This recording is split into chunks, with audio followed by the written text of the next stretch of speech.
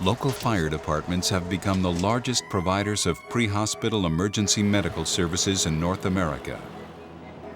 In many communities, EMS responses make up more than 75% of the fire department's call volume.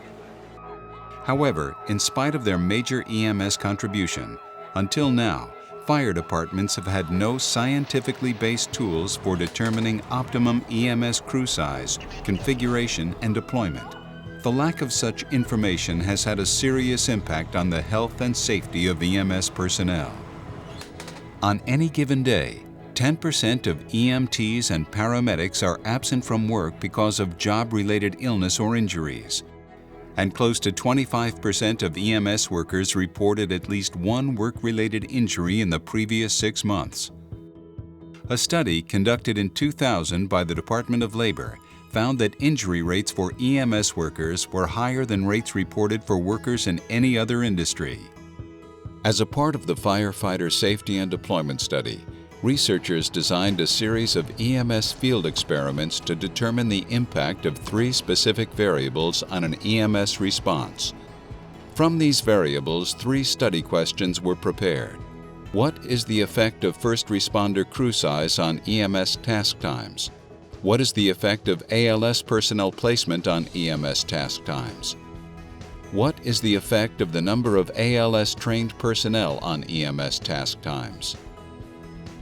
More than 100 separate experiments tested the effect of these variables on the safety of responders and on the operational efficiency and effectiveness of fire departments responding to emergency medical incidents. The experiments used 3 realistic EMS scenarios faced by first responders daily. The first involved patient access and subsequent removal from the scene of an incident. Traditionally, fire departments measure total response time from departure from the fire station to arrival at the incident location. This does not include the time it takes to locate and access the patient following arrival. One study suggests this interval runs an additional 1/4 to 1/3 to the average response time. Patient access and removal experiments took place at the Montgomery County, Maryland Safety Training Academy. This building simulated a garden apartment. The experiment assumed the patient was on the 3rd floor with access by stairs. As this set of experiments measured only access and removal, no patient assessment or treatment were performed. First responders arrived in one of 4 experimental configurations: an ambulance plus an engine with 2 crew members, an ambulance plus an engine with a crew of 3, an ambulance plus an engine with 4 crew members, and just an ambulance with a crew of 2. Response data from more than 300 U.S. fire departments show that when dispatched simultaneously, the engine will arrive prior to the ambulance 80% of the time. Therefore, arrival times were offset accordingly. The second scenario involved time-to-task experiments related to the care of a victim with multi-system trauma. In this scenario, a worker had fallen from a 25-foot ladder at a construction site and was accessible only by foot. A gymnasium simulated the patient location. Responding crews entered the gym and walked about 40 feet to the patient, a 150-pound training mannequin. Initially, they brought the standard equipment with them: an airway bag including suction, oxygen, spinal mobilization equipment, a trauma bag, a radio, and a clipboard. Had a bad day, huh? In this scenario, the mannequin could speak, voiced by one of the experiment timers. What's your name? Joe, How old are you? 55. And answered basic questions until a planned point in the sequence where the patient would lose consciousness. For transport, the patient was packaged onto a backboard and carried with the equipment about 40 feet to a waiting stretcher. Each experiment of this labor-intensive scenario assumed a first responder engine and an ambulance were dispatched with staggered arrival times. In these experiments, the engine had crews of 2, 3, or 4 firefighters. The ambulance had a crew of 2. The experiment varied the number and placement of advanced and basic life support personnel over 4 conditions: 1 ALS on the engine and 1 on the ambulance, BLS only on the engine and 2 ALS on the ambulance, 1 ALS on the engine and BLS only on the ambulance, BLS only on the engine and 1 ALS on the ambulance. As you will see, the results from these various configurations were sometimes surprising. The third scenario entailed time-to-task experiments in the care of a patient with chest pain who goes into cardiac arrest after the responders arrive. These experiments were conducted at the Fairfax County, Virginia Fire and Rescue Department EMS Simulation Center in a laboratory set up to simulate a home setting. Hey, sir, how you doing? Responders entered the room carrying an airway bag, oxygen, a drug bag, and a defibrillator. Is it sharp pain, dull pain? Crushing pain, okay. For the patient, the study used SimMan, an adult-sized mannequin able to make vocal responses and to produce vital signs, including a pulse, heartbeat, lung sounds, and blood pressure. At the pre-assigned time, the patient went into cardiac arrest, and crews had to adjust for that. Sir? Pulseless Sir? and apnea. Checking. Can you hear me? Checking for a pulse, no No pulse. pulse. All right, let's get him on the floor. Everybody clear? When crews completed on-scene patient care tasks, they packaged the patient onto a backboard and stretcher, and then removed the patient and all equipment from the room to conclude the experiment. As with the trauma experiments, crew size on the engine varied from 2 to 4 firefighters. The ambulance had a crew of 2. The experiment also varied the number and placement of advanced and basic life support personnel, using the same 4 configurations as the trauma experiment. What you are about to see are side-by-side comparisons of the effects of crew size and ALS configuration on the delivery of emergency medical services in trauma and cardiac response.